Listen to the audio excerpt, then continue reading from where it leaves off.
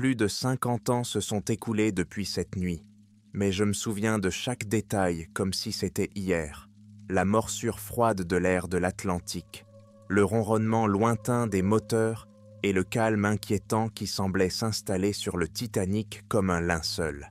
Les gens l'appelaient le navire des rêves, le summum de l'ambition humaine, mais j'ai appris à le connaître comme quelque chose d'autre, un navire transportant un secret qui n'était pas censé remonter à la surface. J'étais un passager de 3e classe, à peine plus qu'un jeune homme sans rien d'autre que l'espoir. Comme tant d'autres, j'ai embarqué sur le Titanic en rêvant de commencer une nouvelle vie en Amérique. La grandeur du navire était écrasante, même sur les ponts inférieurs, où l'espace est réduit et le luxe rare, l'air est chargé d'excitation. Mais tout n'est pas comme on pourrait le croire. D'étranges rumeurs ont commencé à circuler parmi l'équipage quelques 2 jours après notre départ. On parlait d'une cargaison inhabituelle, chargée en pleine nuit à Belfast, gardée par des hommes armés et dissimulée sous des couches de tôle d'acier. Personne ne sait de quoi il s'agit, mais sa simple présence jette une ombre sur le voyage. Le premier signe que quelque chose n'allait pas s'est produit la 2e nuit. Je m'étais levé tôt pour échapper à l'air étouffant des cabines inférieures, et j'ai surpris une conversation à voix basse entre 2 stewards. Leur voix était empreinte d'une certaine peur, celle que l'on ne peut feindre. « Ils le gardent, dans la cale, avant », chuchote l'un d'eux. Ils disent Gamo qu'il vient de l'Arctique et qu'il est gelé. On l'a trouvé gelé. « Et que se passera-t-il s'il se réveille ?» a demandé l'autre. Les mots s'accrochèrent à moi comme des engelures, mais je les considérais comme des ragots de marins. Le Titanic était le summum de l'ingénierie moderne, une forteresse contre la nature elle-même. Qu'est-ce qui pouvait bien aller de travers? Je n'arrivais pas à me défaire de la conversation que j'avais entendue. Les mots ont résonné dans mon esprit alors que j'errais sur les ponts inférieurs du Titanic, essayant de me concentrer sur la promesse d'un nouveau départ. Mais le malaise s'est installé dans ma poitrine comme une pierre. La peur des stewards m'a semblé sincère, comme s'ils avaient mieux vu quelque chose qu'ils ne pouvaient expliquer. La cale, située dans le ventre du navire, était un endroit que je n'avais aucune raison de visiter. Pourtant, au 4e jour, ma curiosité est devenue trop grande pour que je puisse y résister. Je savais, d'après les chuchotements sous le pont, que tout ce qui avait là d'être chargé à Belfast se trouvait là-dessous. Des rumeurs parlaient Gancon de caisses à l'eau massive, renforcées comme d'acier et entourées de chaînes. Certains affirmaient avoir entendu des bruits d'ânes sourds provenant de l'intérieur, mais personne n'osait le confirmer à voix haute. Tard dans la soirée, je me suis dirigé vers la cale avant. C'était une partie du navire que la plupart des passagers ne voyaient mancher jamais. Des couloirs étroits et faiblement éclairés qui empestaient l'huile et le métal humide. L'air était épais et le bruit rythmique des moteurs semblait plus fort, plus oppressant dans cet espace confiné. Lorsque je suis arrivé, j'ai vu 2 hommes d'équipage monter la garde devant les portes de fer massives qui fermaient tard la soute. Ce n'était pas la procédure habituelle, j'en avais suffisamment entendu parler par d'autres passagers pour le savoir. La plupart du temps, les cargaisons sont laissées sans surveillance. Ce qui se trouvait à l'intérieur avait mis les officiers sur les dents et cela se voyait sur le visage des gardes. Ils tenaient fermement leurs fusils, leurs yeux s'écarquillaient à chaque bruit. Je suis resté en retrait, observant dans l'ombre, jusqu'à ce qu'un steward s'approche avec un message pour laisser garde. Leur échange fut bref, mais il me donna l'ouverture dont j'avais besoin. Lorsqu'ils s'éloignèrent, je m'élançai vers l'avant, me glissant à travers la lourde porte avant qu'elle ne se referme. À l'intérieur, l'air était plus froid, porteur d'une étrange odeur âcre qui me brûlait la gorge. J'avançais en restant dans l'ombre, mon cœur battant à tout rompre. La cale y était énorme, un espace caverneux rempli des détritus d'un monde en transit. La plupart des caisses étaient dites banales, marquées du nom de leur destination ou de la cargaison qu'elles contenaient. Mais au centre de la pièce se tenait un objet qui me coupa le souffle. La caisse ne ressemblait à rien de ce que j'avais vu. Haute d'au moins 3 mètres et 2 fois plus longue, elle reposait sur une plateforme renforcée, boulonnée au sol. Des chaînes aussi épaisses qu'un bras d'homme l'entouraient, fixées de par des cadenas qui brillaient dans la faible lumière. L'extérieur en acier était couvert d'étranges marques, des symboles qui semblaient se déplacer et scintiller lorsque j'essayais de me concentrer sur eux. Un léger givre s'accrochait à la surface malgré la chaleur de la cale. En m'approchant, je pris conscience d'un bourdonnement sourd, à peine perceptible, mais qui résonnait au plus profond de ma poitrine. Il provenait de l'intérieur de la caisse. Je me suis arrêté à quelques millimètres, les paumes moites, les jambes tremblantes d'envie de courir. Mais quelque chose dans la caisse m'attirait plus près, comme un papillon de nuit vers une flamme. C'est alors que j'ai vu la fenêtre. Elle était petite, à peine la taille de ma main, mais elle laissait entrevoir l'intérieur. Je me suis penché, mon souffle embrumant la vitre. Ce que j'ai vu défie toute explication. Quelque chose d'énorme était enroulé à l'intérieur, sa forme étant obscurcie par des couches de givre et d'ombre. Elle pulsait faiblement, comme si elle respirait, et sa surface brillait comme de la pierre mouillée. Je ne pouvais distinguer aucune caractéristique distincte, mais sa taille était terrifiante. Quoi qu'il en soit, il n'était pas mort. Je pouvais sentir sa présence, un poids oppressant qui semblait s'appuyer sur mon esprit. Le bourdonnement s'amplifia et pendant un instant, je crus voir un mouvement, un scintillement de lumière, un tressaillement de quelque chose qui aurait pu être un appendice. La panique m'a envahi et j'ai trébuché en arrière, mon pied s'accrochant à un rouleau de corde mal fixé. Je tombais violemment, le bruit se répercutant dans la vaste cale. Le bourdonnement s'est arrêté. Pendant un instant, la pièce est restée dans un silence de mort. Puis la caisse a tremblé. Le son du métal qui s'étire contre lui-même ne ressemble à rien d'autre, un gémissement profond qui se répercute à travers les os et les nerfs. La caisse trembla violemment, ses chaînes cliquetant comme si quelque chose à l'intérieur testait ses liens. Le givre qui recouvrait sa surface fondit, révélant des symboles étranges et changeants gravés dans l'acier. Je me suis levé à toute vitesse, mon pouls battant à tout rompre. L'air se refroidit et l'âcreté de l'odeur se transforma en quelque chose de presque chimique. Le bourdonnement revint, plus fort maintenant, une vibration profonde et résonnante qui semblait venir de partout et de nulle part à la fois. Je me suis retourné pour courir, mais la porte de la cale s'est ouverte avant que je puisse l'atteindre. 2 silhouettes firent irruption, un des gardes et un homme en uniforme d'officier. Les yeux du garde s'écarquillèrent en me voyant, mais l'officier, le capitaine lui-même, se concentra sur la caisse. Son visage, déjà marqué par la tension du commandement, se tordit de quelque chose que je ne peux décrire que comme de l'effroi. « Sortez !» Le capitaine Smith aboya, sa voix se frayant un chemin dans le chaos. « Vous n'avez rien à faire ici. » Mais avant que je puisse obéir, la caisse a émis un craquement assourdissant. Les chaînes se brisèrent une à une, fouettant l'air comme des êtres vivants. Les parois d'acier de la caisse se sont gonflées, pliant comme si elles étaient faites d'étain. Je me suis plaqué contre le mur du fond, incapable de regarder ailleurs. Dans un dernier rugissement, la caisse a explosé. La force de l'explosion m'a projeté au sol et, pendant un instant, le monde n'a été qu'un flou de bruit et de lumière. Lorsque j'ai ouvert les yeux, j'ai vu la chose qui avait été emprisonnée.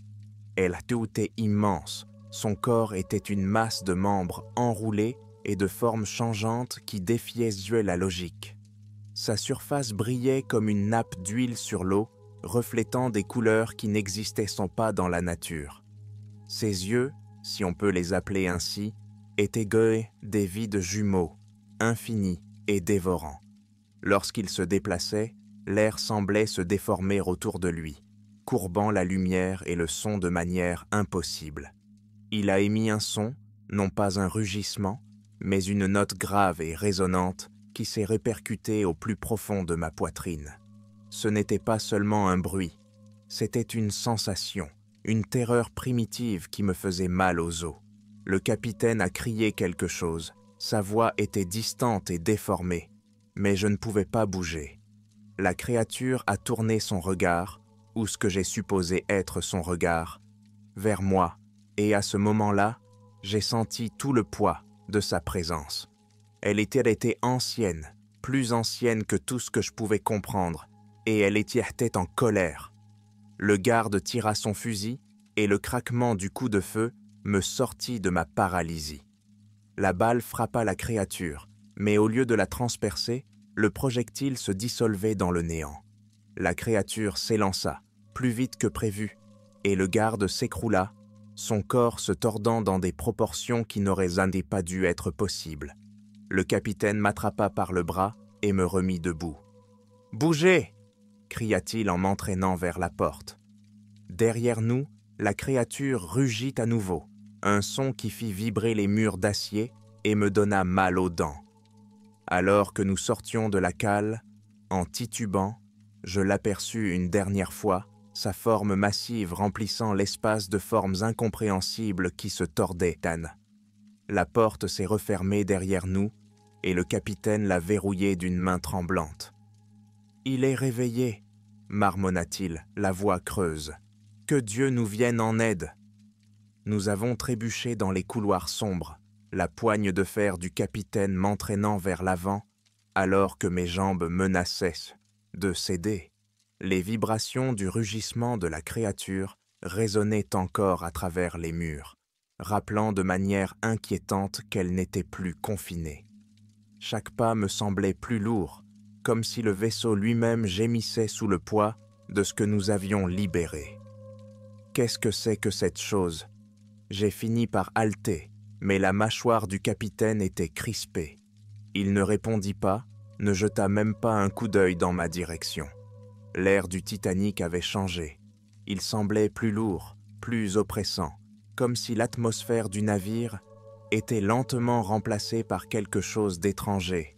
Alors que nous atteignions la première cage d'escalier, les sons provenant du pont inférieur commencèrent à nous suivre. Des crissements métalliques, des gémissements d'acier et un bourdonnement incessant qui semblait s'enfoncer dans mon crâne. Il était vivant, il se déplaçait dans la structure même du navire, et il devenait de plus en plus fort.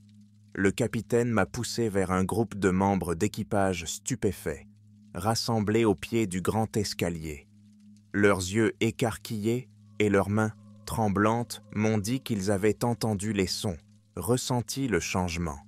L'un d'entre eux, un jeune steward, s'est avancé. « Capitaine Smith », balbutie le steward, « qu'est-ce qui se passe? Est-ce que ce sont les moteurs? Les passagers ?» Le capitaine l'interrompt d'un geste brusque. « Bouclez toutes les entrées des ponts inférieurs », aboya-t-il. « Je me fiche de ce qu'il faut faire. Et personne ne s'approche de la cale avant. Vous me comprenez? Mais monsieur, faites-le !» Le steward s'est précipité et les autres membres de l'équipage se sont dispersés comme des oiseaux effrayés. Je me suis accroché à la rambarde, l'esprit en ébullition. Les images de cette chose, de cette créature impossible, refusaient de quitter ma tête. Je pouvais encore sentir son regard, un vide froid et dévorant qui m'enlevait tout ce que je croyais connaître du monde. « Écoutez-moi !» dit le capitaine en se tournant vers moi avec une férocité qui me fit tressaillir. « Tu as vu ce qu'il y a en bas. Cette chose, nous ne pouvons pas la laisser atteindre la surface. Vous comprenez? Si elle s'échappe, elle ne s'arrêtera pas à nous. »« Qu'est-ce que tu veux dire ?» demandai-je, même si je le savais déjà. Le poids de ces mots s'est posé sur moi comme un linceul. Son expression était sombre. Le Titanic n'a jamais été un simple navire de passagers. C'était une prison. Cette créature n'est pas de ce monde. Elle a été congelée dans les glaces de l'Arctique pendant Dieu sait combien de temps. et nous étions chargés de la maintenir là. Mais quelque chose l'a réveillée. Le froid ne suffisait plus. La prise de conscience m'a frappé comme un coup de massue. Ce n'était pas un accident. Le voyage du Titanic n'avait rien à voir avec le luxe ou l'ambition. Il s'agissait de contenir quelque chose de trop dangereux pour être laissé seul. Mais maintenant qu'elle aurait été libérée, les conséquences étaient inimaginables. Avant que je ne puisse répondre, un grondement profond et résonnant a secoué le navire. Ce n'était pas le craquement habituel de l'acier sous pression, c'était quelque chose d'autre, quelque chose de vivant. Les lumières se sont mises à clignoter et, pendant un bref instant, le monde a semblé basculer sur le côté. Le bourdonnement s'est amplifié, accompagné d'un rugissement lointain et guttural qui m'a glacé le sang. Les passagers ont commencé à sortir de leur cabine, le visage marqué par la confusion et la peur.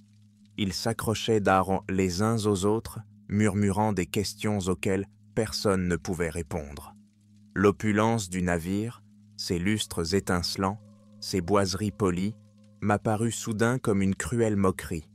Sous le glamour se cachait un secret trop monstrueux pour être compris. Le capitaine me saisit par l'épaule, me tirant de mes pensées. Nous n'avons pas beaucoup de temps. Cette chose, si elle traverse les ponts supérieurs, il n'y a pas moyen de l'arrêter. Que pouvons-nous faire ? Demandai-je, la voix tremblante. Il n'a pas répondu tout de suite. Son regard s'est porté sur l'escalier menant au pont, et j'ai vu la détermination se durcir dans ses yeux. Nous coulons le navire. Les mots du capitaine m'ont frappé comme une vague, me laissant sans souffle. Couler le navire ? Cela semblait insensé, comme un pari désespéré né de la peur. Pourtant, alors que les échos des rugissements de cette créature se répercutaient dans les os d'acier du Titanic, j'ai réalisé qu'il n'y avait peut-être pas d'autre choix. Ce qui avait été libéré dans la soute n'était pas fait pour ce monde, et on ne pouvait pas le laisser s'échapper. « Nous ne pouvons pas simplement couler le navire !» protestai-je, la voix tremblante de panique. « Il y a plus de 2000 personnes à bord, des familles, des enfants. »« Je sais !» s'emporte le capitaine, le visage buriné par le temps et l'angoisse. « Vous croyez que c'est ce que je veux ? Savez-vous ce que l'on ressent quand on est responsable de tous ces gens ?» Il marqua une pause, son regard se durcissant. « Mais si nous n'arrêtons pas cette chose, rien de tout cela n'aura d'importance. Vous comprenez ? Elle ne s'arrêtera pas ici, elle se répandra. » Se répandre. Ce mot était resté dans mon esprit comme un poison. J'ai pensé aux passagers, au-dessus de nous, ignorant tout du cauchemar qui se déroulait en dessous. Et puis j'ai pensé à la créature, à son amas de formes incompréhensibles qui se tordait, et à son regard qui semblait percer le tissu même de l'existence. Le capitaine avait raison. Si cette chose atteignait la surface, elle pourrait déchaîner des horreurs inimaginables. Comment ? Je réussis à demander, ma voix dépassant à peine un murmure. Comment couler le navire ? La coque du Titanic est solide, mais elle n'est pas invincible, dit le capitaine. Si nous parvenons à surcharger les chaudières, nous générerons suffisamment de force pour rompre la quille. L'eau fera le reste. Le plan est simple en théorie, mais catastrophique dans son exécution. Surcharger les chaudières signifiait risquer une explosion qui déchirerait le navire comme un coup de tonnerre, nous envoyant tous dans les profondeurs en quelques heures, voire en quelques minutes. Nous n'aurions pas le temps d'utiliser les canaux de sauvetage, ni d'avertir les passagers. Ce serait le chaos. Mais quel choix avions-nous ? Comme pour souligner l'urgence, le navire a violemment tremblé, nous faisant presque tomber de nos pieds. Quelque part dans les profondeurs, la créature rugit à nouveau, ses cris gutturaux résonnant avec une force presque physique. L'air s'est refroidi et l'odeur âcre de la soute a commencé à s'infiltrer dans les ponts supérieurs. « Il faut agir vite !» dit le capitaine, la voix ferme malgré le chaos. « Suivez-moi !» Il me conduit à travers les couloirs labyrinthiques du Titanic, passant devant des membres d'équipage ahuris et des passagers effrayés. Le navire semblait différent maintenant, moins une merveille de l'ingénierie humaine qu'une tombe, attendant d'être remplie. Les lustres se balançaient à chaque secousse, et les rambardes en laiton, autrefois polies, étaient froides au toucher, recouvertes d'une fine couche de givre. Nous avons atteint la salle des chaudières, un enfer étouffant de chaleur et de bruit. Les ingénieurs à l'intérieur travaillaient frénétiquement, le visage couvert de sueur et de suie. Les énormes fours rugissent, leurs bouches enflammées consomment le charbon à un rythme effréné. Le capitaine ne perd pas de temps. Il aboya des ordres, sa voix tranchant le vacarme comme un fouet. Nous devons augmenter la pression dans les chaudières, au-delà des limites de sécurité. Pas de questions, pas d'hésitation. Faites-le maintenant. Les ingénieurs hésitent, les yeux écarquillés par la confusion et la peur.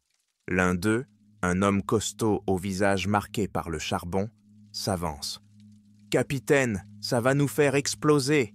Que se passe-t-il? »« Faites-le !» rugit le capitaine, sa voix craquant de désespoir. « Nous n'avons plus le temps. » À contre-cœur, les ingénieurs s'exécutèrent, introduisant plus de charbon dans les fours et ajustant les soupapes de pression. La chaleur dans la pièce devient insupportable et les gémissements métalliques du navire se font plus forts, plus insistants. Je pouvais sentir le Titanic protester sous mes pieds, sa structure même s'étirer sous l'effet des forces non naturelles en jeu. Puis, comme en réponse, la créature rugit à nouveau. Cette fois, le son était différent, plus aigu, plus précis. Ce n'était pas seulement un cri de colère, c'était un défi. L'air autour de nous semblait vibrer, et pendant un moment, j'ai cru voir des ombres vaciller dans les coins de la pièce. Des ombres qui n'appartenaient à aucun être vivant. « Nous devons partir », dit le capitaine, le visage pâle mais résolu. Les chaudières tiendront encore un moment, mais quand elles s'éteindront, nous ne voulons plus être ici. Nous nous sommes retournés pour partir, mais alors que nous atteignions la porte, un fracas assourdissant a retenti dans tout le navire. Le sol sous nos pieds s'est déformé, et j'ai été projeté contre le mur, l'impact ayant chassé l'air de mes poumons. Quand j'ai levé les yeux, mon sang s'est glacé. La créature était là. La créature se tenait à l'extrémité de la chaufferie, sa forme grotesque à peine contenue par l'espace. Il était plus grande que je ne l'avais imaginé. Sa peau mouvante et translucide ondulait de formes qui semblaient à la fois organiques et mécaniques. Des yeux, trop nombreux pour être comptés, scintillaient sur son corps, chacun d'entre eux se fixant sur nous avec une intention prédatrice. L'air devint encore plus froid, et un bourdonnement d'un autre monde emplit l'espace, me faisant mal aux dents. Les ingénieurs se figèrent, leurs outils s'écrasant au sol, paralysés par la terreur. Je voulais courir, crier, mais mon corps refusait de bouger. Tout ce que je pouvais faire, c'était regarder la créature avancer, ses mouvements fluides et artificiels, comme si elle nageait dans le tissu même de la réalité. « Bougez !» cria le capitaine en m'attrapant par le bras et en me tirant vers la sortie. Sa voix rompit le charme, et les autres suivirent, trébuchant les uns sur les autres dans leur désespoir de s'échapper. La créature poussa un cri perçant, et la pièce sembla se tordre autour d'elle, les murs se pliant et se déformant comme si la réalité elle-même s'effilochait. Nous avons fui à travers les couloirs, le vaisseau gémissant sous nos pieds. Derrière nous, la créature nous poursuivait sans relâche. Elle se déplaçait à une vitesse impossible, sa présence déformant l'air et laissant dans son sillage une traînée de givre et de pourriture. Les lumières vacillaient et s'éteignaient au fur et à mesure de notre course, nous plongeant dans une obscurité oppressante que seule la lueur sinistre émanant de la forme de la créature parvenait à rompre. « Par ici !» aboya le capitaine, nous guidant vers les ponts supérieurs. Son plan était clair. Nous devions faire monter le plus grand nombre de personnes possible sur les canaux de sauvetage avant que le navire ne coule. Mais au fond de moi, je savais que c'était inutile. Le Titanic était condamné, et nous aussi. Lorsque nous avons émergé sur le pont, l'air froid de la nuit m'a frappé comme une gifle. La mer était étrangement calme, sa surface reflétant les étoiles comme un miroir. Les passagers se pressent sur les canaux de sauvetage, leurs visages pâles de peur et de confusion. L'équipage s'active frénétiquement pour descendre les canaux. Ses mouvements sont précipités mais précis. Au-dessus de tout cela, l'orchestre du Titanic joue une mélodie envoûtante, ses notes tremblant dans l'air glacial. Mais le calme est de courte durée. Une explosion assourdissante secoue le navire, projetant un panache de feu et de fumée dans le ciel. Les chaudières ont finalement cédé. Le Titanic a tremblé violemment et j'ai été projeté sur le pont, l'impact secouant tous les os de mon corps. Lorsque j'ai levé les yeux, j'ai vu la partie avant du navire qui commençait à basculer, sa coque massive gémissant sous l'effort. La créature émergea sur le pont, sa forme illuminée par les flammes. Les passagers ont hurlé, leur terreur allant crescendo à mesure qu'ils apercevaient la monstruosité. Elle se déplaçait avec détermination, les yeux fixés sur la mer, comme si elle était attirée par quelque chose qui dépassait notre entendement. Le capitaine m'a tiré vers le haut, le visage sombre. « Nous avons fait tout ce que nous pouvions, » dit-il. « Allez à un canot de sauvetage, maintenant. »« Et vous ?» j'ai demandé, la voix enrouée par la peur. Il a secoué la tête. « C'est mon bateau. Je descendrai avec lui. » J'avais envie d'argumenter, de le supplier de venir avec moi, mais je n'en avais pas le temps. Le bateau coulait rapidement et la créature se rapprochait. Je me suis retourné et j'ai couru, le cœur battant à tout rompre pour me frayer un chemin dans le chaos. Les passagers se bousculaient et criaient, leur désespoir était palpable tandis qu'ils se précipitaient vers les canaux de sauvetage. L'air était rempli de bruits de bois qui éclatent et d'eau qui s'engouffre, une cacophonie de destruction qui couvrait tout le reste. J'ai atteint un canot de sauvetage juste au moment où il était descendu, l'équipage criant aux passagers de monter à bord. J'ai hésité, jetant un dernier coup d'œil au Titanic. La créature se trouvait à la proue, sa silhouette se découpant sur les flammes.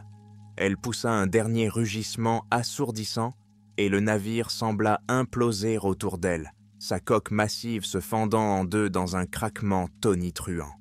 Le canot de sauvetage toucha l'eau et je m'y effondrai, le corps tremblant d'épuisement et de peur. Autour de moi, les survivants se blottissent, les uns contre les autres, le visage vide et choqué.